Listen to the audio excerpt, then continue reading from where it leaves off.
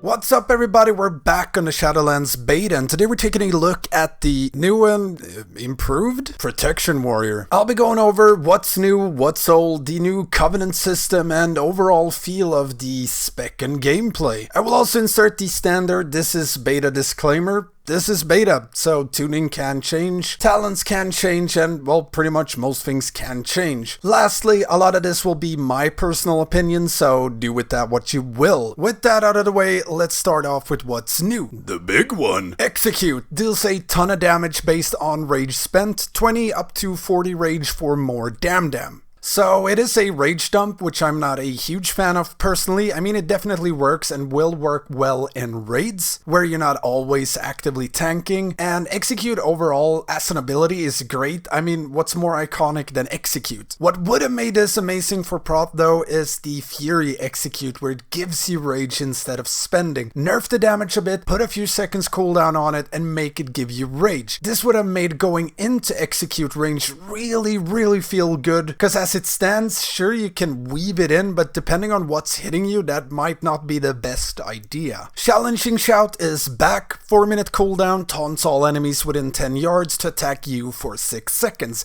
So you know, like Brewmaster's AoE taunt, but on a 4-minute cooldown instead of 8 seconds. Either way, long cooldown or not, it's definitely good to have. Helps picking up stragglers, assure aggro on big pulls and stuff like that. Charge is back and Intervene has been changed. Charge works like charge, you get 1 charge of charge, generates 20 rage on a 20 sec cooldown. Intervene, 30 sec cooldown, now intercepts all melee and ranged attacks against the intervene target for 6 seconds. So no more intervening random players for that extra rage, but works better as a defensive cooldown for your co-tank or for fixate mechanics. Either way, nerf to our rage gain as well as our mobility, and requires me to figure out an additional bind. Shattering Throw has crawled its way back again, 3-minute cooldown, deals a bit of physical damage, ignores armor and removes any magical immunities, deals up to 500% increased damage against absorb shields. Now this one is potentially super good. Whenever there's immunes or big absorbs on trash, you now have a way of breaking them. I'm sure there's going to be lots of info once Shadowlands is released on just what mobs and bosses this will be handy on. But either way, extremely good DPS cooldown when it works. Hamstering is back again, deals a bit of dam and reduces movement speed by 50% for 15 seconds. A bit better than Thunderclap, but single target. Will surely come in handy every now and then, or in PvP. Whirlwind is back as well, costs 30 rage, hits up to 5 targets, does less damage than the Revenge, so it's pretty much pointless to press, but it looks cool. Following this, Revenge has been changed a bit, deals 40% more damage, but reduced damage beyond 5 targets. And your successful dodges and parries now has a chance to make your next Revenge free, instead of just always making it free, which is again a nerf to our AoE damage and by extension AoE threat, which is the theme for prot warriors in Shadowlands. Following that theme, Thunderclap's damage has been nerfed a bit and it deals reduced damage beyond 5 targets. And Battle Shout's attack power increase has been brought down to 5%, making it less valuable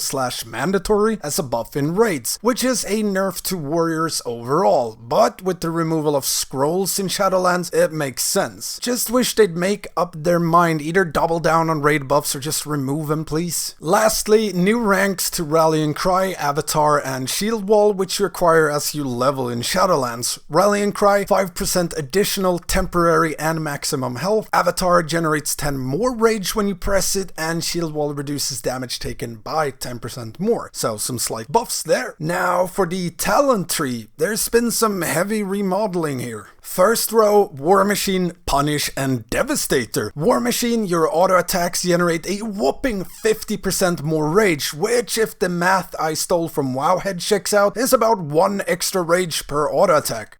One extra rage! Killing an enemy instantly generates 10 rage and increases your movement speed by 30%. I mean, I guess it might be nice while leveling / world questing. 1 rage. Punish works the same, but multiple punishments may overlap, so doesn't refresh the damage reduction, but it stacks if you're lucky with Shield Slam resets. And Devastator works the same. For me, this row feels like they want you to play Devastator. Punish can be valuable on pure single targets fight. Sadly, it worked well with Devastator, which you cannot combine it with anymore. Second row, Double Time, Rumbling Earth, and Stormbolt. Double Time has returned, increases your maximum charges by 1 and reduces its cooldown by 3 seconds. Rumbling Earth and Stormbolt works the same as before, but has been relocated to this row instead, leaving you with the choice between mobility or crowd control. Third row, Best Served Cold, Booming Voice, and Dragon Roar. Best Served Cold has been reworked. Again, Revenge deals 20% more damage or 50% more damage when used after dodge or parry has made it free. Substantial DPS increase compared to its BFA iteration, where you got 5% per target up to 25%. This is 20% always up to 50%. Combined with Revenge damage being buffed by around 40% going into Shadowlands, I like it. Booming Voice increases damage taken by affected targets by 20% up from 15%, and Dragon Roar currently gives you 20 rage on use up from 10. So this Talon Tree got very interesting. You can have instant upfront burst AoE with Dragon Roar and some extra rage, damage increase to Revenge, or damage increase to everything you do, as well as a lot of rage from Demo Shout. Booming Voice has both lost a ton of value while at the same time potentially gained a ton, which I will touch on in a bit. Number 4, Crackling Thunder, Bounding Stride, and Menace. Crackling Thunder now also increases movement speed reduction from Thunderclap by an additional 10%. Bounding Stride is the same. Menace, Intimidating Shout, will knock back all nearby enemies except your primary target, and cause them all to cower in fear instead of fleeing. Pretty decent row and updates. Crackling Thunder for more clap range and slow, Bounding for mobility, and Menace for more crowd control. So there's some choices to be made. Fifth row, Never Surrender, Indomitable, and why are you still here? I mean, Impending Victory. Never Surrender, Ignore Pain prevents 40% up to 100% more damage based on your missing health. So now it's locked into always increasing it by 40%. Indomitable has been buffed as well. Max health increased by 10%, and every 10 rage you spend heals you for 1% of your max HP. Press shield block, 3% heal, ignore pain, 4% heal, etc, etc. This makes this talent a lot more attractive than it's ever been. Then there's Impending Victory, now heals you for 30% up from 20. I mean, might be useful for soloing hard content when there's no other source of healing, but please go away. Sixth row, Into the Fray, Unstoppable Force, and Ravager. Into the Fray, 2% haste per enemy or ally up to 10%, down from 3% per up to 15%. Unstoppable Force works the same. Ravager on a 45 sec cooldown, down from 1 minute, deals damage to up to 8 targets and generates 10 rage each time it deals damage. On top of this, it now slowly chases enemies. It's not fast by any means, but enough to readjust if a mob dips a toe outside of it. All in all, this makes Ravager a lot more appealing in dungeons or AoE environments. The changes to Into the Fray is a bit sad. 5% less haste hurts, and having it compete with Ravager and Unstoppable Clap spam hurts even more. Does make it more appealing as a defensive pick, while the other are a tad more offensive, but Last row is the sad row. Anger Management, Heavy Repercussion, and Bolster. Here's where it hurts.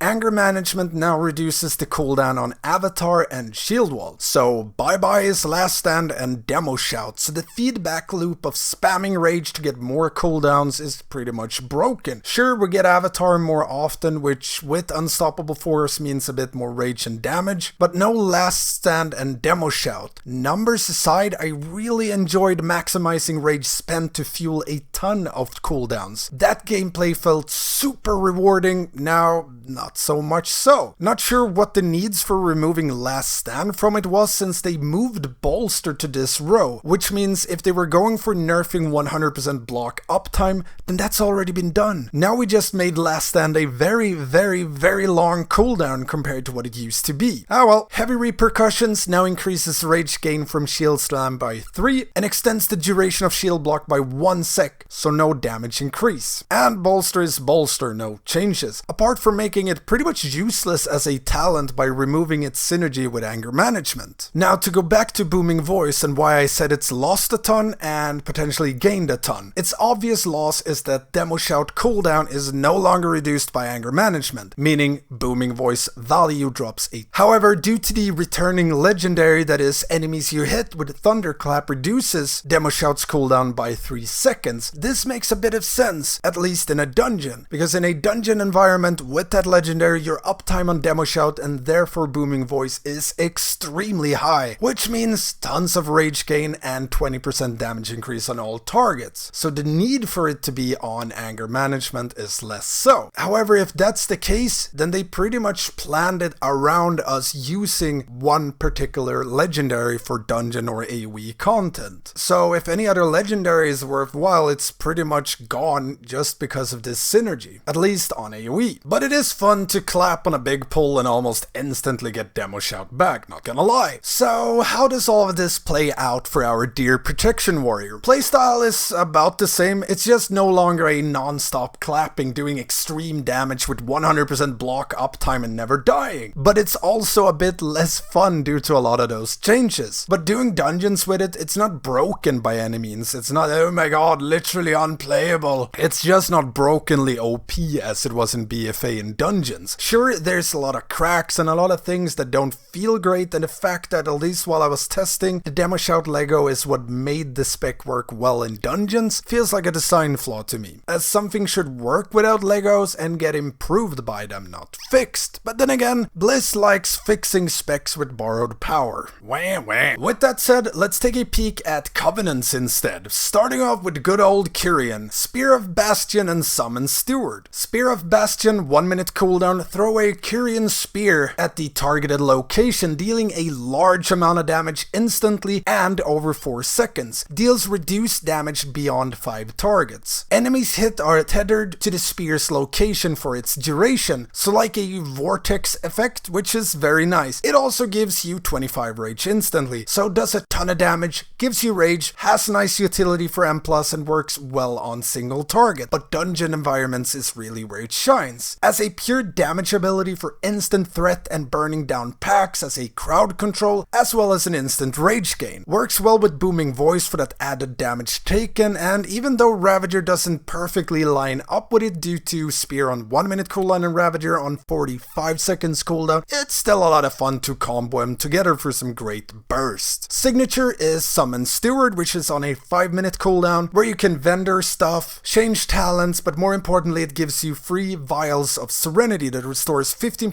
HP, removes all curse, disease, poison, and bleed effects on use, which is the true strength of this one. Both in the new raid and the new dungeons there's a lot of bleeds, for example, that are extremely painful that you can remove with this one, a band-aid in a bottle. Next out is Night Fae, Ancient Aftershock and Soul Shape. Ancient Aftershock, 1.5 minute cooldown, unleash a wave of anima dealing a large amount of damage to up to 5 enemies and knocks them down for 1.5 seconds. The ground will also continue to expel anima, dealing nature damage to up to 5 enemies, generating 16 rage per enemy over 12 seconds, and every 3 seconds targets are briefly knocked down. One hell of a tooltip and one hell of an ability. Deals a ton of damage on AoE, gives you a ton of rage trickling in, and continuously knocks targets down. Very rewarding button to press right here. The damage and rage gain alone is a bit crazy on AoE, but the fact that it keeps knocking him down adds so much value on trash packs as added crowd control, interrupting casts and abilities, not to mention that the animation looks hella dope. And the cooldown of this ability can be further reduced by conduits. But just like Spear of Bastion, this one excels in dungeons and a lot less so on single target. Still does a fair amount of damage on single target, but the rage gain is less than awesome. It's 16 rage over 12 seconds on a 1.5 minute cooldown. And the knockdown effect doesn't do all that much against a boss, sadly. But there are a few bosses with adds up, both in the dungeons and the new rage, which bumps up the value, and it's not like it's worthless on single target, just not crazy like it's on multiple targets. Signature ability is Soul Shape, 1.5 minute cooldown, teleports you 15 yards forward and increases your movement speed by 50%, and you can reactivate this every few sec to teleport again. Lasts for 12 seconds or indefinitely while in a rested area. Looks awesome, but not super desirable. Extra mobility isn't something we're in dire need of, really. Unless you want a heroic leap into Soul Shape Blink, into Charge, into Intervene to cross vast distances.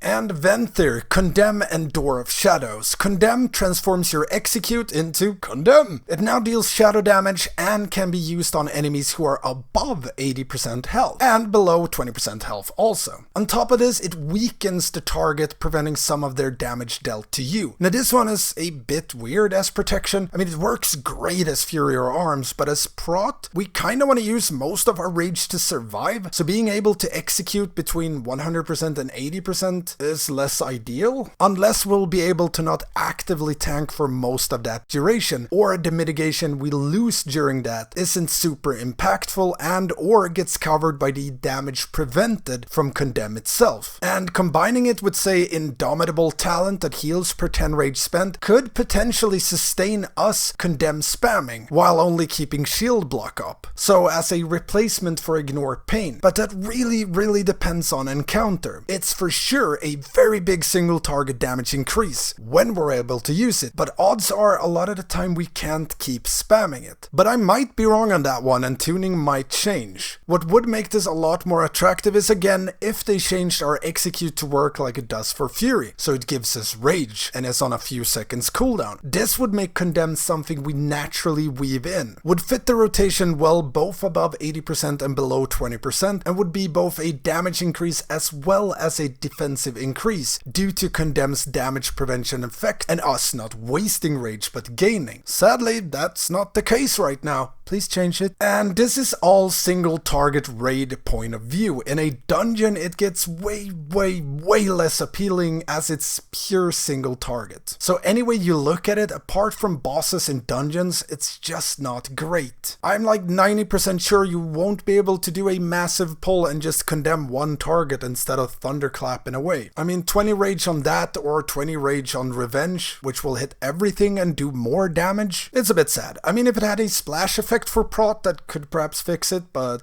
I doubt that will happen. And again, here's one of the issues with this system, because even as it stands right now, this could be extremely useful in raids to push damage, and if they change it a bit or tune it up, it will be even more useful. However, unless they also change it from being pure single target, it will be a dead button on AoE for most of the cases. So if you want to do more content without having to switch back and forth, you're better off going Kyrian or Night Fae, but that's just my 2 cents. Things might change. Signature move is Door of Shadows. 1 minute cooldown, 35 yard range teleport on a 1.5 second cast. Might be good for skips in dungeons and to dodge some mechanics. Not really something that Prot Warrior benefits greatly from due to them already having pretty damn good mobility. But if it turns out to be useful for a lot of skips in M+, or to dodge/ignore certain mechanics in raids and dungeons, then the value will go up a lot. And lastly, we have Necrolord. Conqueror's Banner and Fleshcraft. Conqueror's Banner in its latest iteration, 3 minute cooldown, plant the banner in the ground, granting 20% max health and 10% crit to you and 2 allies within 15 yards. Lasts for 20 seconds. While active, spending 20 rage or killing enemies grants you glory, which increases crit damage by 1% per stack, up to 30%, and it lasts for 30 seconds. To clarify, the banner and its buff lasts for 20 seconds, and the glory buff granted when you spend rage or kill targets lasts for 30 seconds, and anytime you gain a glory stack, those 30 seconds get refreshed, meaning when the banner ends you'll have around 30 seconds of glory at whatever stack size you ended up with. Now, getting to 30 stack single target seems like a stretch with the current gear, definitely doable in a dungeon with demo shout Lego and a lot of killing blows. And according to Blizzard, the banner will prefer to buff the two nearest players. If one of them leaves, a new player near the banner receives the buff. It's an interesting ability on paper, but it's very circumstantial. First of all, it will be used more as an offensive cooldown, and when to use it will be largely based on when the two players you buff with it will get the most out of it during cooldowns. And you have to be inside the banner's radius to stack the glory stacks. Which means worst case scenario could be that you heroic leap out, pop banner onto range DPS, then charge back in, losing the banner buff and glory buff for yourself. Hopefully it doesn't come to that, but if you had to choose between tank running out to drop a banner and two range needing to run into melee, making sure they are the nearest players and receives the buff, the tank running out option doesn't sound too far-fetched. I personally doubt this will be one of our go-to covenants at all, unless there's some crazy cheese to be had with buffing players with the banner, or if it gets changed yet again. But in its current iteration, it's Signature ability is Fleshcraft, 2-minute cooldown, 4-second channel, during which you cannot dodge or parry. Absorbs damage equals to 20% of your max HP for 2 minutes. Channeling near corpses claims their essence to grow the shield up to 50% of your max HP. Stronger mobs, bigger gain. Overall, as a tank, this is pretty wonky at best. Sure, there's always moments to channel, but you'll never get the most out of this unless you channel it mid-combat. And I promise you lose more health channeling this when a pack smacks you than you gain from the absorb. And that's pretty much it. Overall, they feel like a shadow of their former glory from BFA. Sure, they were a tad overkill in M+, and that probably needed some changes, but the amount of changes that's been made to how our toolkit works seems a bit overkill as well. Nerfing the anger management loop, taking away last stand from it so bolster doesn't help out filling gaps in our block uptime, then moving bolster to the same row as anger management, making revenge procs a chance, which means less revenge spam, etc, etc. It's just not a great fun feeling. But again, this is my personal opinion, but I'm not a big fan of all of this. That being said, they're not broken beyond all repair and they're not unplayable. They're just not as good as they were and a lot less fun. Wah, wah. With that said, don't forget to like and subscribe to my channel. It really helps me out, and ring that notification bell. Don't forget to check out my Patreon where you can get access to my Stanky Discord, and I'm now on Twitch as well at Stanky Gaming. Thank you all for watching, and I will see you next time.